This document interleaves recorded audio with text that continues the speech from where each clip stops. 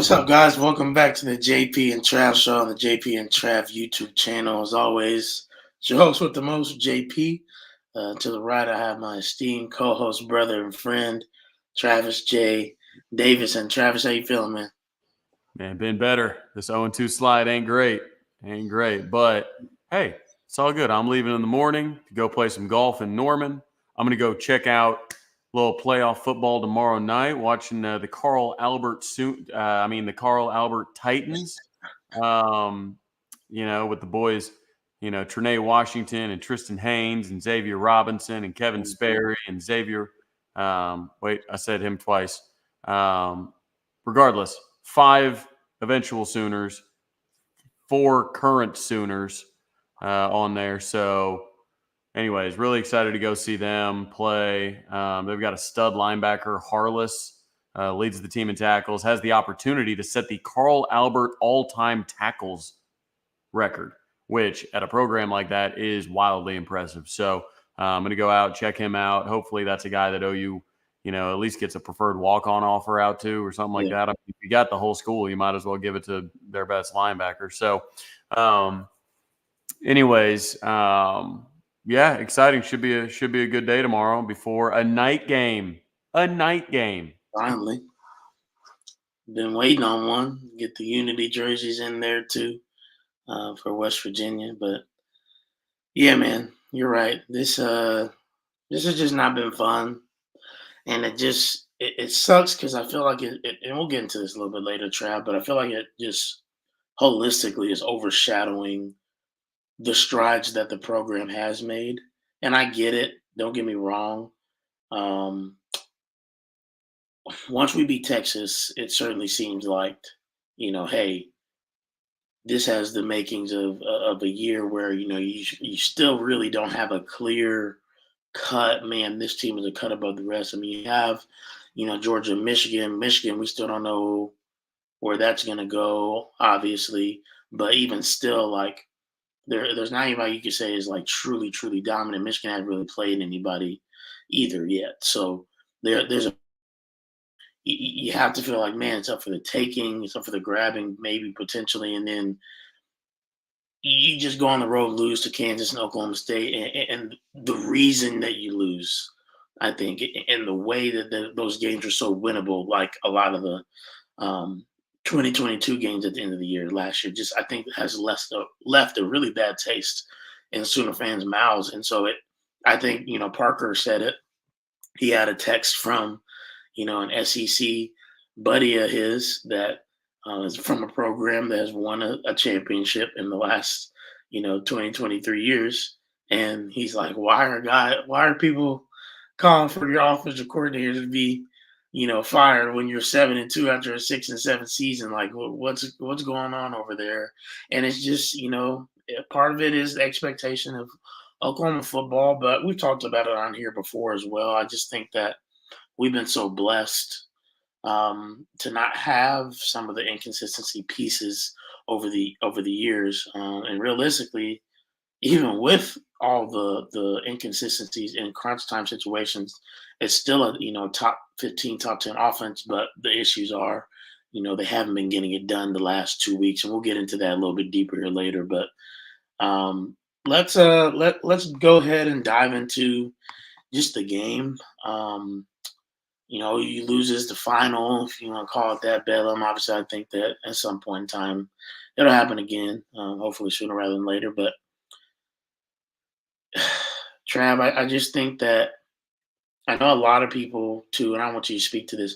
Obviously, everybody knows what's going on with the offense. There's been a lot of people that have been kind of snippy on the defense, too. And I just want to say, like, our defense is really banged up, and I mean, you hold Ollie Gordon, and I know that Mr. Go 30 made his video and was talking about you gave 140 yards to Ollie, but you know what, Mr. Go 30, like that's holding him. The last 2 weeks he had averaged over 250, so like we held him 100 yards below his average for the previous 2 weeks, and I'll take that, every day and twice on Sunday. It was the best any defense has played against him. Yeah. He had his highest workload of his career at 33 carries, despite leaving for part of the game with an injury. So 33 carries held him to 4.2 yards per carry, Yep. which was dramatically low, especially when you kind of have to throw out a couple of his early games because Gundy wasn't giving him the ball for whatever reason, which is exactly what I've been saying, man. Like, Gundy's this hero, right? Gundy's this Hall of Famer. Gundy's this, oh my God, Gundy's this and that. Gundy was the same guy that wouldn't give the ball to Ollie Gordon, like, for the first 3 games of the season. He was the same one that was starting 3 different quarterbacks first 3 games. He's the one that, honestly, if you give the ball to Ollie Gordon like you are now, he had 37 carries through the first 4 games, I think. And I think the next 4 games, he had 137. Like, it's just absurd. So, regardless, defense played well enough to win the game without Danny Stutzman, without Gentry for a lot of the game. Peyton Bowen's obviously banged up. You've got some guys. We were missing Reggie Pearson for the first half. But yeah, I think that obviously Danny Stutzman being out of the defense is a big deal. Kip Lewis played well, and Kobe McKenzie played really well. Yeah. That's what's most fascinating about this for me, and it really gives me a glimpse into how good this team's going to be in the future. Yeah. You have 2 redshirt freshman linebackers out there giving Ollie Gordon fits. So it's like, God, like, if you've got to take a silver lining, which y'all can count on me to do that. Yes. It's that the young linebackers played really, really well. So the offense, I think it's interesting because I personally feel, and yes, Danny is practicing, but I personally feel that this was the first game, ironically, that you couldn't really blame the coaching for the offense. I think the SMU game, absolutely, let him have it. I think he should have been more aggressive. He made that game a lot closer, and now that win looks better and better. I think the Kansas game got out-coached, flat out coached. Yep. You can't put Marcus Stribling in on kick return. You can't put Jaleel Farouk running through the middle. Like, you can't do those you can't go away from certain things. Like, you can't hold Dylan back from throwing the ball, only, a handful of times. Like, so I think those games were like, you know what? Jeff Levy's got to be better. Jay Nunez has got to be better. At times, Brent Venables has got to be better. Yeah. But this game, man, I think we just made a lot of boneheaded plays that had nothing to do with the coaching. I mean, you've got you line up in the wrong. We've got that video. You line up in the wrong spot. It's your 6th year in college football. Andrew Raym, you've been here forever. You've lined up in the wrong spot. And then Andrew Raym, another snap, low. Yeah. Hits Dylan when he's not ready. Yep. Still are doing a silent count, which apparently is not working. Yeah. And then Dylan takes a deep shot as he's getting hit, misses a wide open guy. So, I mean, a lot of that stuff, I don't know.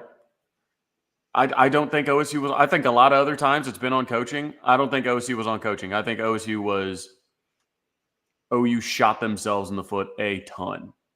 Yeah.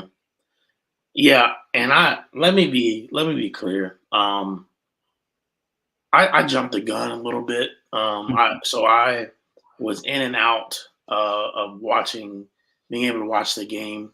We had an event going on at our church, and so I had seen spurts. Picking apples? No, it's praising God, Travis. Okay, we had an event at our church. Stay away from that forbidden fruit. I was in and out, and the one possession I really was able to lock in on, unfortunately, was after Billy Bowman's interception off of Ollie Gordon, and I was frustrated that we wasted that opportunity. With 4 straight runs, and again, I know Tawi, again was able to reel off, I think 11 their first run, and then they went 3 straight runs in the next possession, and I just felt like maybe there was a better third down call. Especially part of it is that Tawi got tripped up on second down. He probably should have gotten 5 or 6, and it would have been 3rd and 2. instead of 3rd and 5. But regardless, that's when I said, you know what, like I'm sick of this because I saw what everybody else was saying, and I was like, man, it must have been just as bad. And then I sat down and I watched the game, um, particularly in the second half, and I came away, Trav, kind of with where you're at, where it's like if you watch that game, you really can't say it's on coaching, especially I don't think you could really say it's on Jeff Levy. Like you can't say he wasn't aggressive. You can't say he didn't take shots because he did. Again, that one possession be damned, he did. And we, as you said, this is something that we're gonna try to do the rest of the year. Something that we talked about and worked on. Um, we're going to bring out some video to look at with you guys, and hopefully we can be doing this with a win in the future, if possible. But and you guys make sure you like this video, make sure you get some people in here, share, tell them what we're doing. But let's look at, here's a prime example. This is what Travis was talking about. Let's look at this first one, which is this this fumble, Trav, that we have from Javonte Barnes.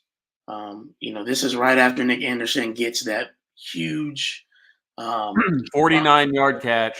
Yes, right after. And so you're thinking, okay, here we go. We're rolling. Because you stop. Keep in mind, Gavin Sawchuk has scored that long touchdown. You've now stopped Oklahoma State. So you've got an opportunity now to get ahead despite Oklahoma State starting with the ball. And that's important because you're getting the ball after half. And I know it's, middle of the first quarter. But if you're going to start trading punches, if you can get up here, that changes the dynamic of the game entirely. But look at where they're lined up. I mean, you're on the plus 34. Like that's what's so frustrating about this whole thing, right? And you get the ball here. And my biggest issue, Trav, here was like, even in watching the game, at this moment, like fall on the ball, Javonte.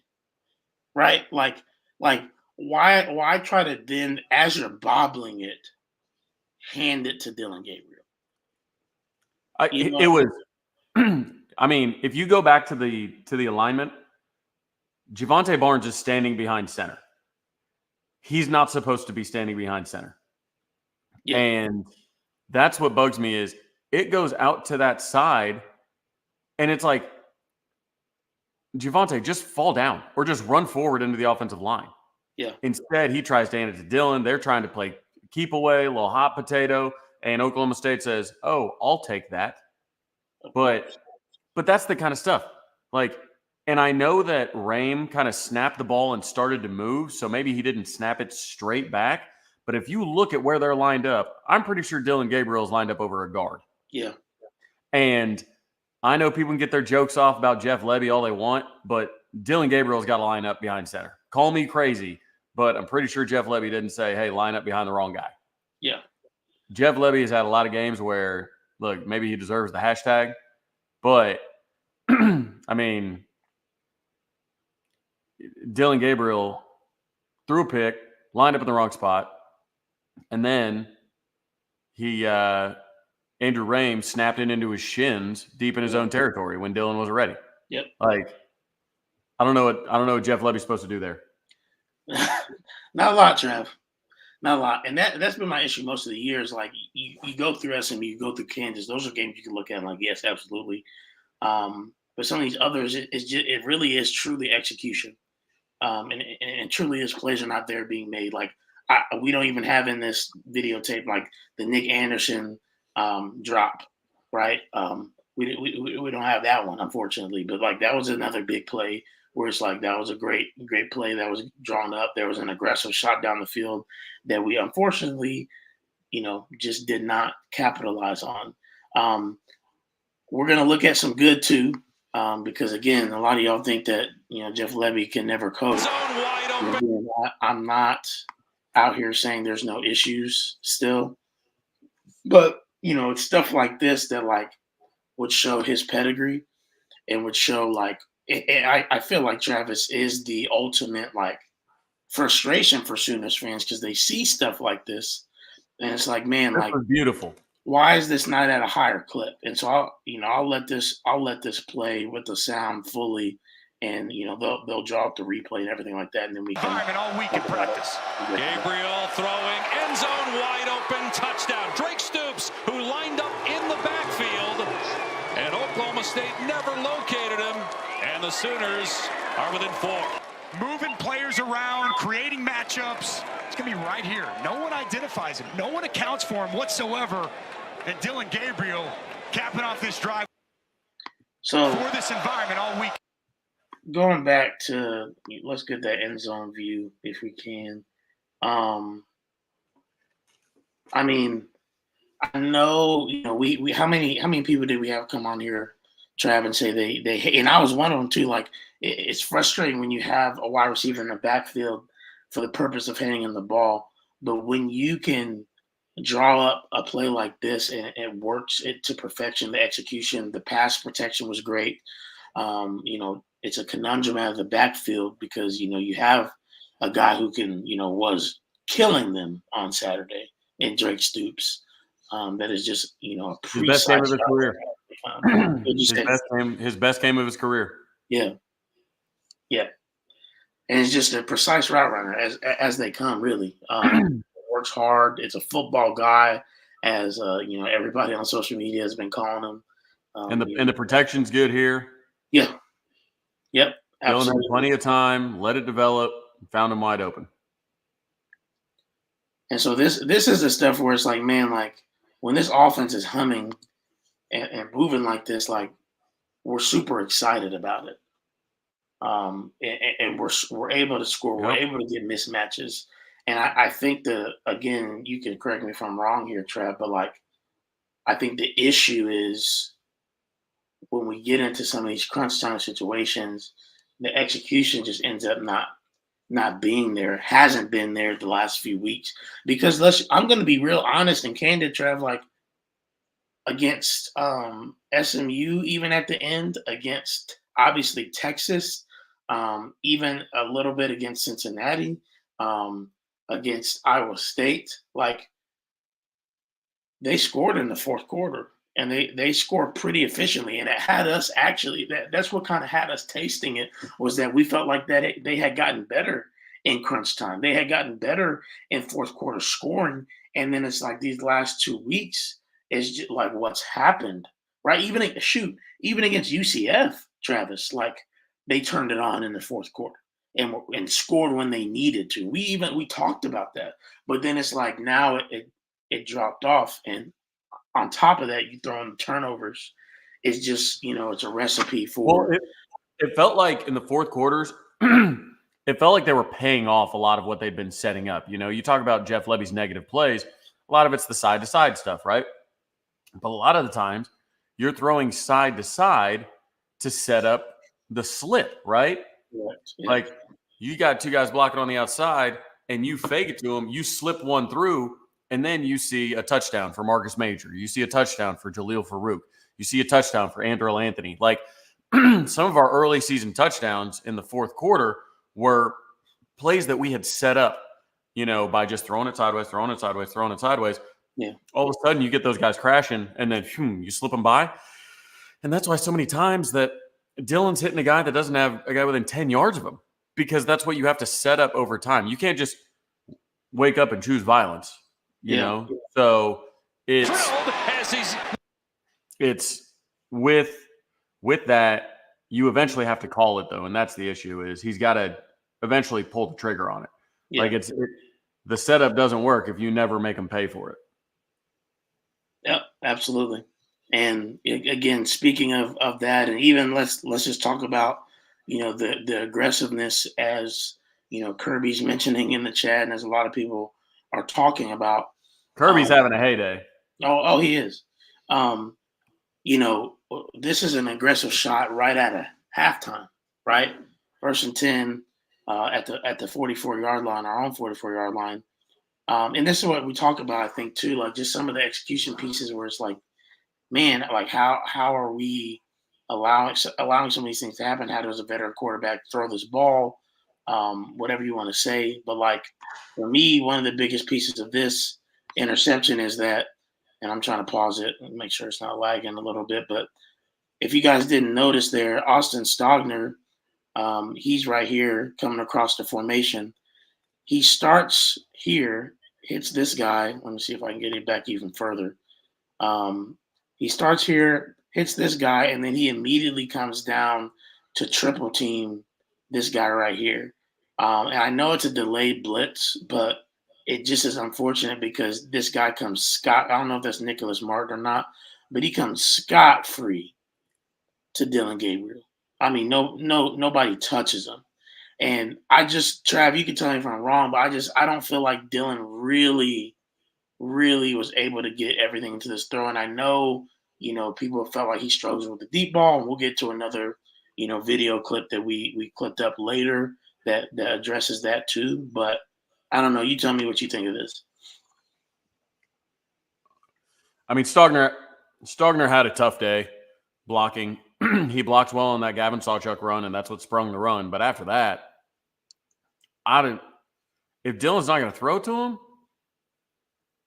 I don't know what he's doing out there, because he was getting blown up on blocks, giving up 50 pounds to dudes. Yeah. And a lot of that stuff doesn't work side to side if you ain't going to block.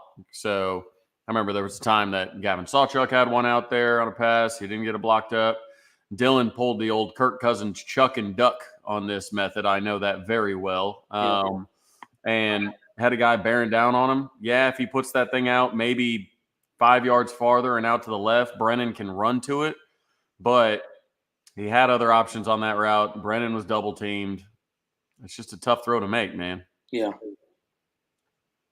Yeah, no, it is, and he shouldn't have made it. I mean, I'm sure he would tell you that. He'd be the first to tell you that probably. But, at the end of the day, we still had an opportunity to get back in the game. We ended up getting back in the game. This is another, again, positive piece of, seems like we found a little bit of running success as well these last couple of weeks, Trav, which is just, when you think about it, like, isn't it just interesting that we find running success and then like we just can't finish drives when we need them now? Like, even though the first 7 weeks of the year, 6-7 weeks of the year, we're having an issue with running the football, and now in the last 2 weeks it seems like we found a little bit of something, and we can't figure out how to sustain it when we need it. What bothered me was, like, we were running the ball well, picking up big chunks, really, and yet Gavin only had 13 carries and Tawi only had 8. Yeah. That was the lowest a leading rusher, tied for the lowest leading rushers got all season, but 13 was the lowest amount of rushing attempts for a leading rusher in conference play. And I felt it was really weird because it feels like we're finally, like, Rouse was incredible on that, pulling around. Yep. Like, Rouse and Caden Green blocked that up better than, like, it was perfect. It's the perfect blocked play. I mean, look at this. They come around, and it's the perfect pull. Yep. They hit there. He takes the linebacker, and he absolutely buried that guy. He absolutely buried that guy. So, it's they've shown you can do it. Yeah. They've shown you can do it. So I think that gives me a little bit of confidence going forward. That it seems they're figuring out they're getting some continuity, at least in the run game. Yeah. With Tawi now healthy, Gavin now healthy. I don't know if Tawi's 100% healthy. He didn't look like it. He limped to the end zone, but he still got there. So, but getting those guys and then getting some consistency along the offensive line, like getting those guys in a groove, in a rhythm. I'm thinking we'll probably run the ball well Saturday night. I think we will, because we've been running the ball well 2 weeks in a row. We just can't stop turning the ball over. We've got 3 turnovers in the last 2 games. And you're going to lose the game. every time. We just, like you said, the bonehead. Sacks aren't a great a great way to measure production necessarily. We're 6th in the country in tackles for loss. Yeah. I would say 57% of our opponent's third downs are 3rd and 7 or longer because our defensive line is getting stops and tackles for loss. I will say against OSU, it was harder. It's still again harder to read that because they had so much quick game and quick RPO stuff that like a lot of the time our guys couldn't get there. And so I'm gonna imagine it's gonna be the same type of thing this week. They're not gonna, their success is not Garrett Green dropping back and passing. Let's just be honest. So we want to get them in those situations, and hopefully that's the case in what we see. Yeah, they're incredibly balanced, man. The last 4 games, they're averaging just over 500 yards a game, and it's straight down the middle. 250 on the ground, 250 through the air, 38 points a game. But I mentioned the tackles for loss number. They've only played 2 Big 12 teams that are in the top 60 in tackles for loss, and they're 0-2 against those teams. This is a team that relies on extending drives. Every single game that they've in conference, they've won the time of possession. And in the last 6 games, JP, they have accumulated almost a full hour more of time of possession than their opponents in the last 6 games. Yeah. It's a long time. Aren't they like 6th or something in the country in that? 4th. Yeah. So this is a team, time of possession is a big deal, but they do it by getting to 3rd and short. They do it by getting to 3rd and short, and Oklahoma doesn't get in. Like I said, 57% of 3rd downs are 3rd and 7 or longer. Yeah. And like tackles for loss being 6th in the country in that. That's how you get teams that like to pick up a bunch of 3rd and 2s, pick up a bunch of 3rd and 3s. You start getting them into 3rd and 7 and 3rd and 8 and make Garrett Green pass it and get more of an obvious passing look, offers coverage look. You can be that much more successful. Yeah, I 100% agree. And like I said, we're going to get into that here in just a few minutes, just a full comprehensive look into this weekend. Let's just finish out these last couple clips as we finish out this offensive just frustration that Sooners fans are feeling. One of the big talking points, Trav, has been Dillon Gabriel's deep ball, and obviously me and you have been big DG supporters, but I think even us as big DG guys can certainly say that there have been deep balls that if thrown better could be touchdowns. Yep. And this is one of them. This is one, halfway through 4th quarter, where if he hits, Jalil Farouk in stride here, let me make sure we can see the score. It's a touchdown, and we go up. And Jalil catches this football. It's a great competitive catch, but he has to, come back to it and wait, unfortunately. And that ends up, not being a touchdown when it should have been. I mean, look, how much of a gap do we feel like he had? 2 or 3 yards, Trav? Yeah, if he puts him on him, let's see. He let this go from about the 30. So that's what, 55 yards through the air? Yeah. I mean, he let, I guess, 31, 32. So call it slightly 50-plus yards through the air. Yeah. But, man, if he puts that thing 57, then we're probably not. Well, I mean, that's the drive that Drake Stoops got interfered with. So that's not even a conversation. I mean, that's a touchdown.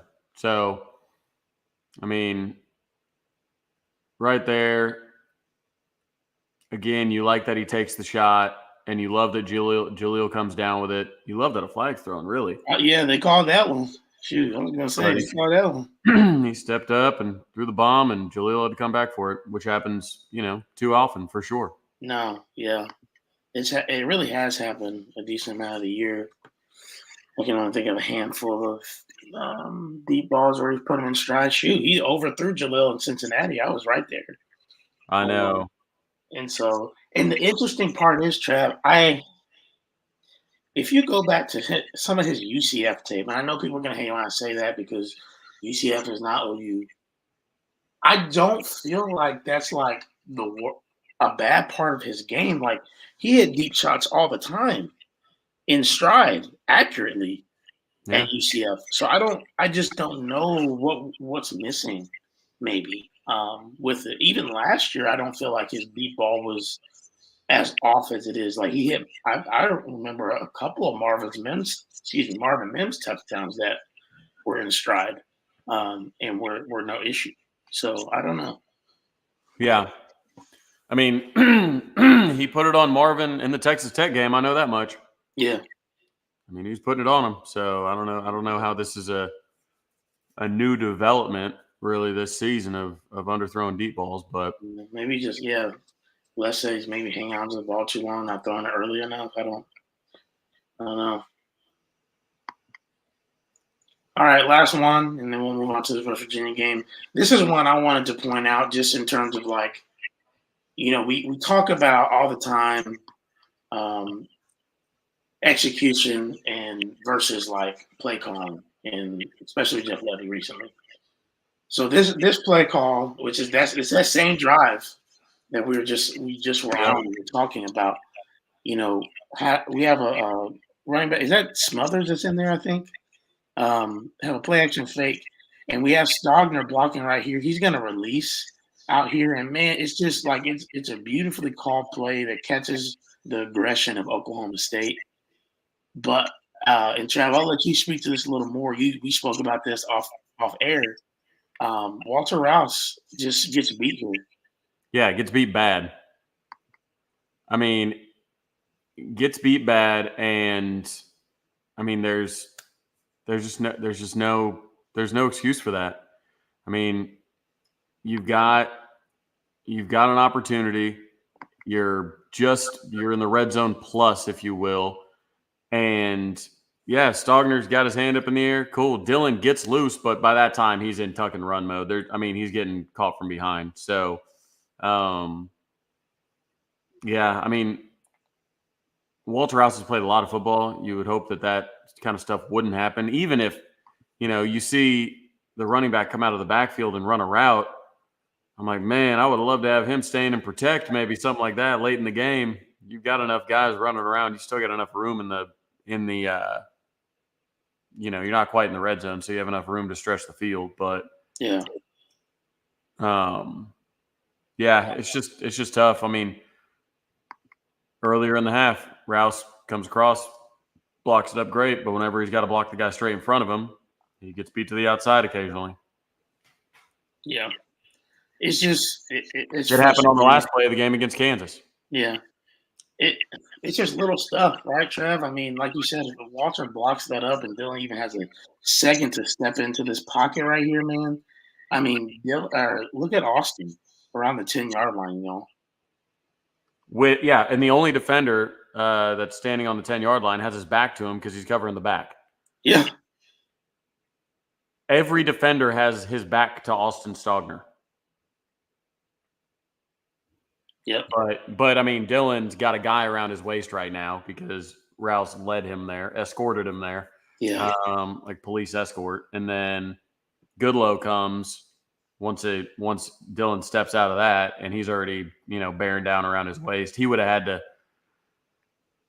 had to flip it and do something to him, some type of Mahomes to Kelsey type magic, but alas, it did not happen. Yeah. So, just looking at it holistically, guys, that's the frustrating part is you have the play calling games and then you have the execution game. And it's just like, it's almost like we don't care. We just want consistency on the offensive side of the ball. You know what I mean? And when is it all going to come together like we saw the first, again, the first really theoretically 7 weeks besides, you could say SMU and Cincinnati, but even against Iowa State, that's a good defense. We score 50, and it's like, where's that? Right. That's what's so weird is Iowa State's been winning games, and they don't look as bad as we all thought. Early in that, we were like, oh, man, they're going to be no good because this gambling scandal and all this, that, and the other. Yeah. But, man, Iowa State actually looks like it's a pretty good win. Yeah. Just like SMU looks like it's a pretty good win now. I know. It's just, it's frustrating. And we're young in places, but like you said, man, especially defensively, we have so much to look forward to.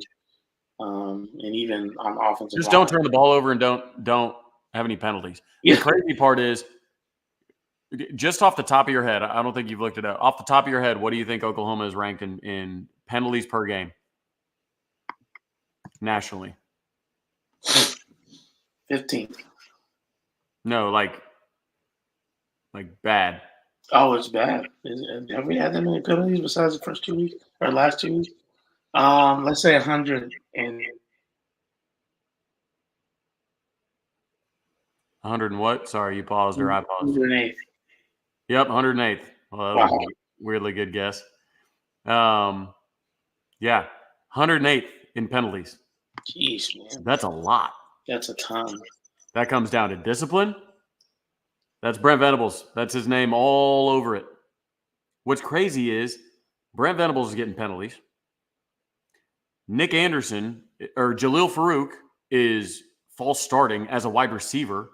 Drake Stoops is false starting as a wide receiver. Like, we're getting penalties, like dumb penalties, shooting yourself in the foot penalties, drive killing penalties. Like, yeah, the Makari Vickers penalty, we can talk about it. Like, it is what it is. But not every penalty that makes up that 108th ranking is just the Big 12 refs screwing us over. I'm willing to think that some of them are. Some of them are just bad calls. But when you're ranked 108th in the country, it's not because of just 1 or 2 calls. It's not because of 3 or 4 calls. It's not because of 5 or 6 calls. A wide receiver false starting is the most inexcusable penalty for a football player. There's no advantage. There's not somebody trying to beat you inside or blow you up necessarily. Like, yeah, dudes are playing press, but at the same time, they're looking at the ball too. It's not like they're waiting on you to move. I know I said looking at the ball. They're waiting on you to move. So once that ball moves, you move. Like, it's just like nerves. It feels like self-fulfilling prophecy. It feels like we're so scared to screw up that's why we screw up.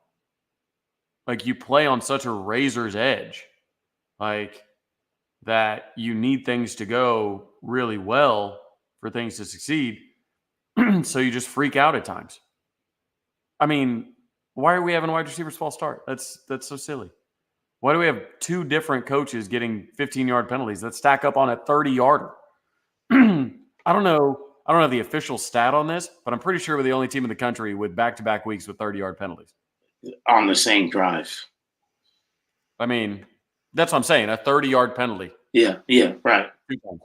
Just, I am kind of salty that they've. I get it. I guess that you both were bad, but all 4 were bad calls. Yeah. The 2 calls that got them upset were bad calls. Yes, and then the subsequent coach, like, you don't get sideline warnings. Gundy was out there chewing on the ref's ear. Yes, and it didn't matter. Out half a second, and it's like, I don't know. But that's the thing. You gotta be better. You gotta know better. Yep. You got to go into this game knowing that you're not going to get the benefit of the doubt. Yep. And you just, when you turn the ball over 3 times and you're 108th ranked team in the country in turnovers, you're going to lose games. And it's not because of play calling. It's not because of not because of lack of talent, not because of personnel. Yeah. It is between the ears. The space between the ears. Hey, Danny, I don't know if you saw Podcast on the Prairie. Danny called out some of his teammates, though. I didn't. He said, our guys, we got to have guys more locked in. If you don't want to be at the University of Oklahoma, we'll find somebody else that wants to play at the University of Oklahoma. Jeez, Danny doesn't like sitting on that bench hurt watching his team lose. Yeah. Although Kip and Kobe, like I said, both played well in his absence, especially Kip. Yeah. Those are going to be some dudes. They're still young. They still got a lot to learn. They make some dumb plays, but they're going to be good. Yeah. Yeah. We'll just, we're moving on to West Virginia, right? And as BV said, we're on to West Virginia. On to West Virginia. On to West Virginia. Real quick there. But what do we need to do to get a dub on Saturday? We'll drop our score prediction as we always do. In the chat, you guys share what you think we need to do to get a W. I know personally for me, obviously everybody's going to talk about the offense, but I think just our defense controlling the game by getting off the field is going to be huge. And I know, again, ultimately it's going to come down to our offense and if they cannot do a 3-and-out right after. But I think that's going to be a big piece of it. What I think we need to do to get a W is hit the like button. Sitting there at 23 likes. This is embarrassing. 23?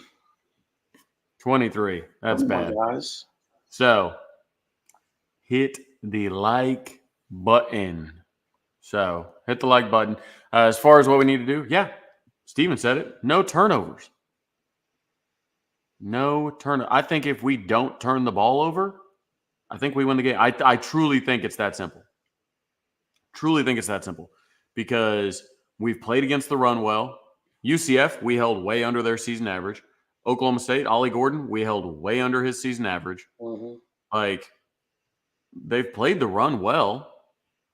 Like, if the offense just holds onto the ball, we score points on that drive where they were lined up wrong. Simple as that. Yeah. We might have scored points on the other two drives. There's no way of telling. But, I mean, those are points that you're taking off the board when you do stuff like that. So, special teams got to be big. West Virginia is 4th nationally with 3 blocked kicks. Oh, Lord. They also have only given up, I believe they're giving up 1.7 yards per punt return, which ranks, I believe, 9th nationally. The longest punt return they've given up all year is 11 yards. That's pretty good. So they're salty on special teams, and you've got third down, man. Money down like anything else.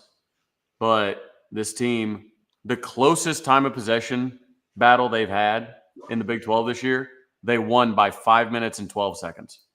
That was their closest. So it's like, I mean, this game, what you don't want is, yeah, we know you don't, Kirby. But and you've got reason not to, I guess. Yeah. I mean, until we prove that we can hold on to the ball, then I guess you have reason to have zero confidence. But with this team, they extend drives. They get to 3rd and 2. They get to 3rd and 3. They get up just another. 3rd and 2, 3rd and 3, just another. And then all of a sudden, JP, we've been there too many times.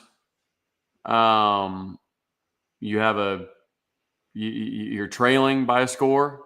Maybe they've got the ball. Mm-hmm. And that clock looks like it's running real fast. Real fast. It's like, golly, that first quarter went really quickly. Yeah. Weird. That's how it felt on Saturday. Shoot. The clock moves a lot quicker when you're losing.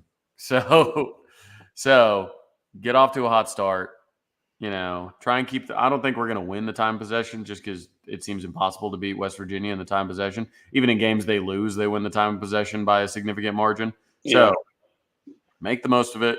You're going to be playing at home, night game, front of everybody. I think kickoff's probably going to be in the low 60s, somewhere around there. I mean, it's going to be football weather, nice cool breeze. So lean on the run game. Don't allow yourself to be so dependent on pace that you give them the opportunity to just lay down and fake injuries and totally wreck your offense. Yep. Don't give them that power. Yeah. Agreed. I do think the NCAA needs to do something about it, but I don't know okay. I don't know what you can do. And comments, Yeah. I welcome your recommendations on that. I don't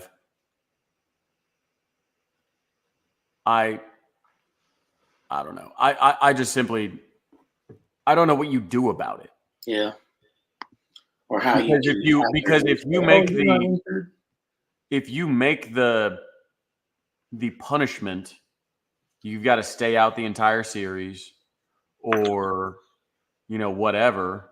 Yeah. Like whatever if you make the punishment severe enough, then you can't. Then you are telling people that, hey, if you are hurt, I don't care, stay out there. Yeah.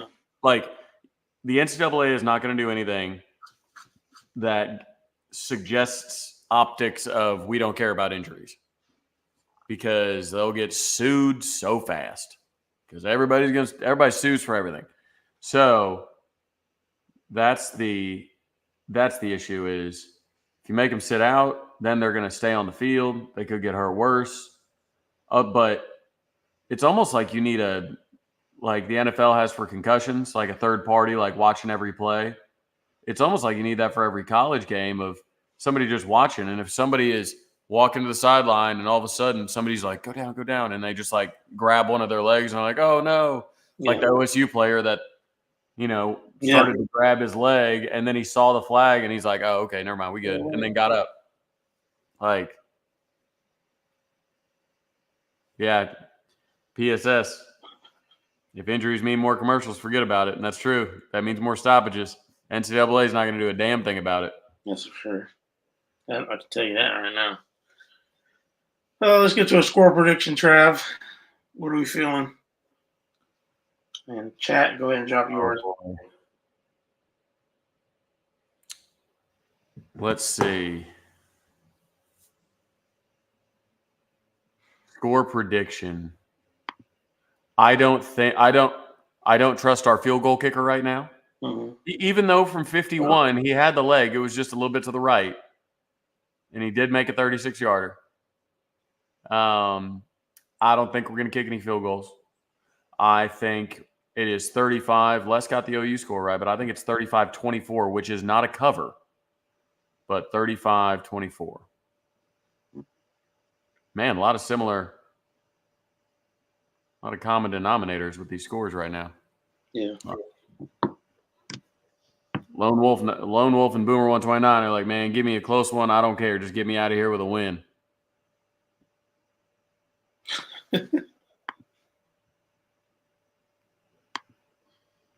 24, 34-17. Yeah, I mean, I hate feeling like our offense can only score 28 points, but you know what? I just don't know what you can really feel like you're going to get, based off of the last 2 weeks. So I get it.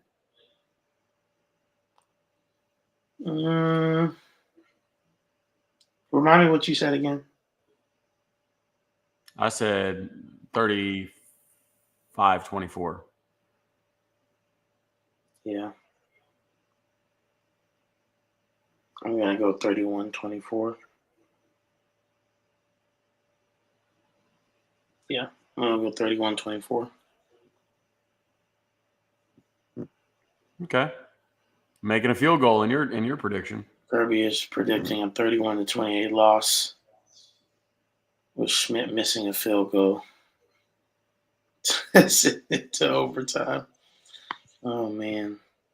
Full flags depravity. I thought Kirby was done venting. Clearly not. No, he's not.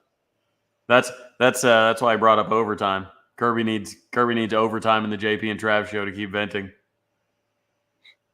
30-28. Now that'd be a score. That would have to take some drama. Yeah. I mean, are you going with the 4 touchdowns and the safety? You having us missing a couple extra points? You having us scoring 3 touchdowns and making 3 field goals? 69-17. I don't Red like the Jedi. part. I don't. Everything would have to be clicking. Yeah. Yeah, that would be. Yeah, hey, I'll take it. We got one more blowout in us. I don't know who, but that's the thing. Let's remind everybody of the scenario. If Kansas loses one, and if Texas loses one, and we win out, we get rematch of Bedlam in the Big 12 championship. I want it. And that's the last thing they want. Oh yeah. With a healthy Danny Stutzman. Don't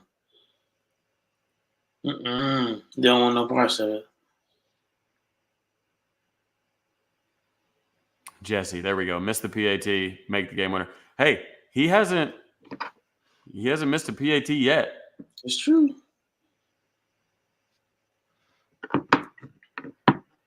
Which is kind of shocking, to be honest, because we talk about, what he's how he's been from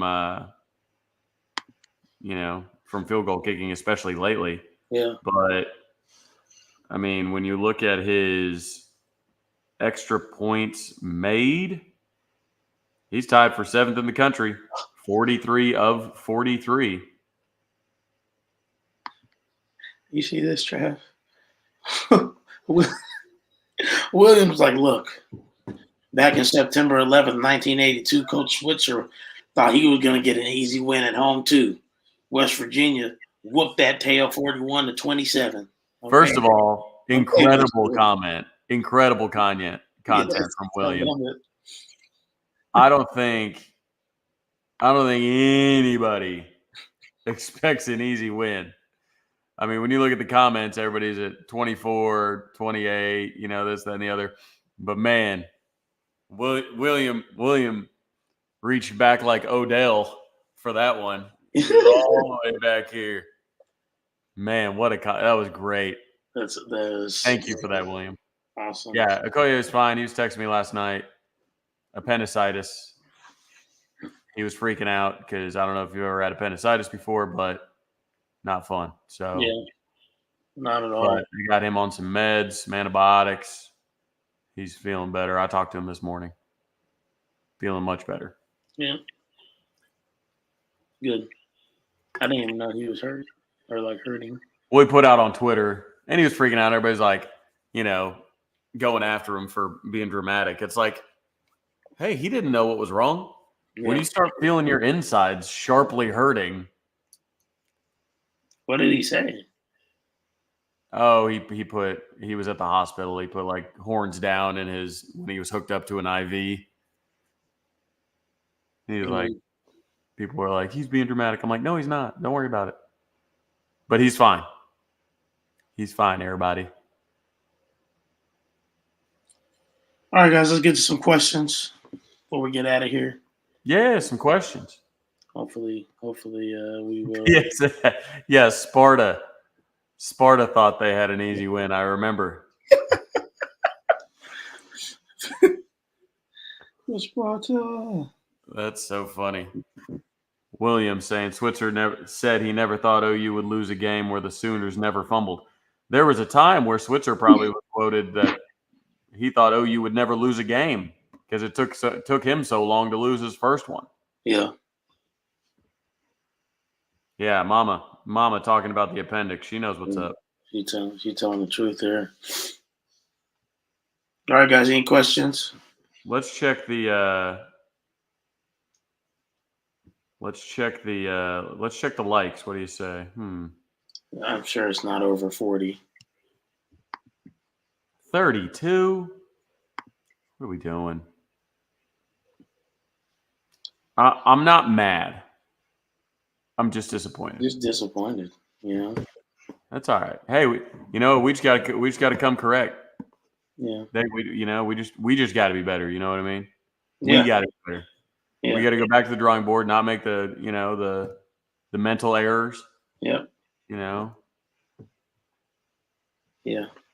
So the NBA assessing flopping. I mean, they do fines and they'll throw some stuff, but like I said, there's so many eyes on it. And those aren't injuries. Those are trying to draw the fouls. So I don't think that's quite as linear. That's probably what bugs me the most is, or what's at least what you have to be careful with is if you penalize somebody, then you're saying that they're faking an injury. You have to prove that they faked that injury. Which, how do you do that? Yeah. How do you prove they faked an injury? I mean, they grab their leg. They can just say with a cramp. Yeah. You get a little hydration, you roll right back in there, good to go.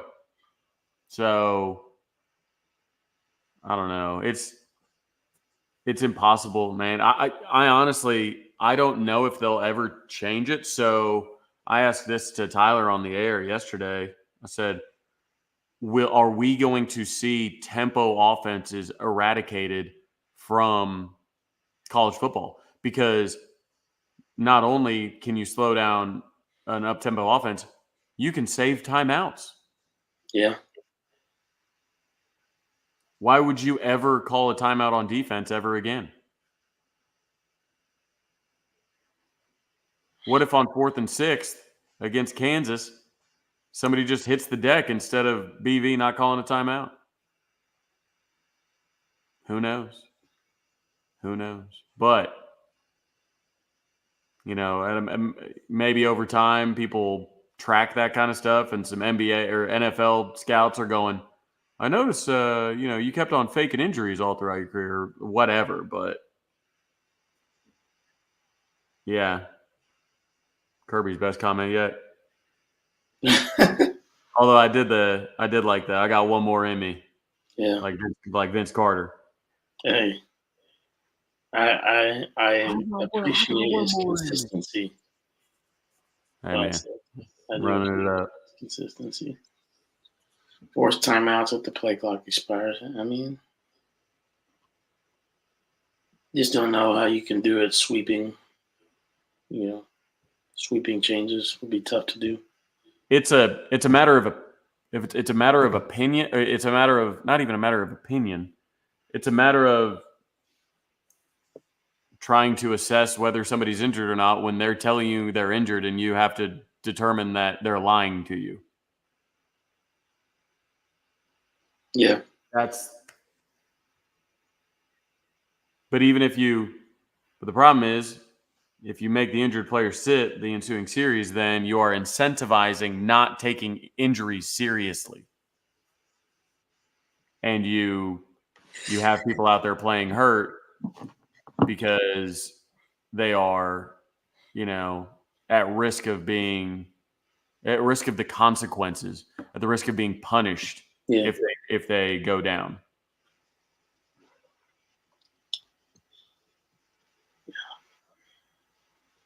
All right, guys. Well, looks like no more questions, really.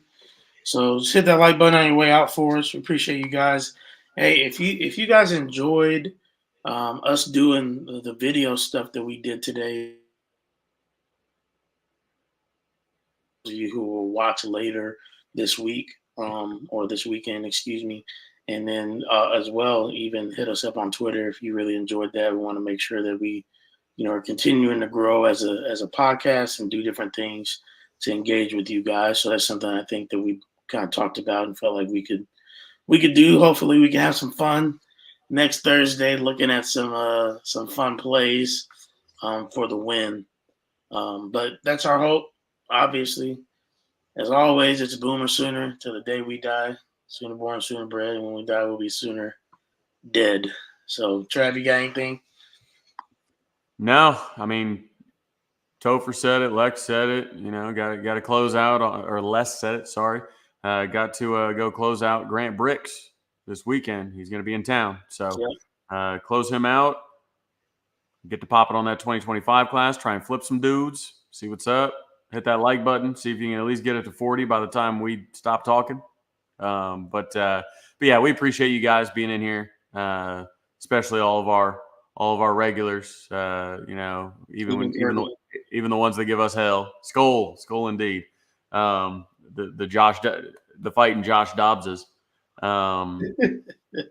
But yeah, so we appreciate you all being in here. We have a blast with you guys. So until next week, Boomer Sooner, y'all. Boomer.